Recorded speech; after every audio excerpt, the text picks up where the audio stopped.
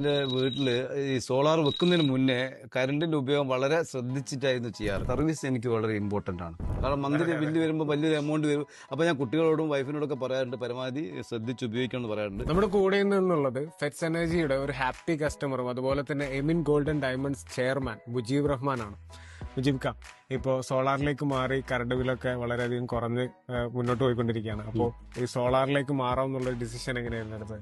ഞാൻ ഓൾറെഡി ഒരു 8 വർഷമായി ഇവിടെ താമസാക്കിയിട്ട് എനിക്ക് കറണ്ട് ബില്ല് ഏകദേശം ഒരു 2 മാസം കൂടുമ്പോൾ 24,000 25,000 ആയിരുന്നു വന്നിരുന്നത്. അങ്ങനെ എനിക്ക് 15 വർഷം മുന്നേ എന്റെ വീട്ടിൽ ഇൻവെർട്ടർ വെച്ച് എന്റെ സുഹൃത്ത് മുഖാന്തരമാണ് ഞാൻ ഈ ഫെറ്റ്സിനെ പരിചയപ്പെടുന്നതും. അദ്ദേഹത്തിന്റെ സർവീസും കാര്യങ്ങളും അവരെ കമ്പനിയെ പറ്റിയിട്ട് എനിക്ക് നന്നായിട്ട് അറിയുന്നതാണ്. അവരുടെ സർവീസും കാര്യങ്ങളും ഭയങ്കര പെർഫെക്റ്റ് ആണ്.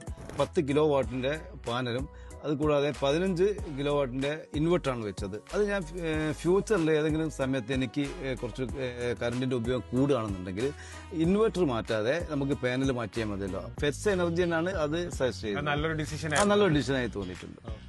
Thank you.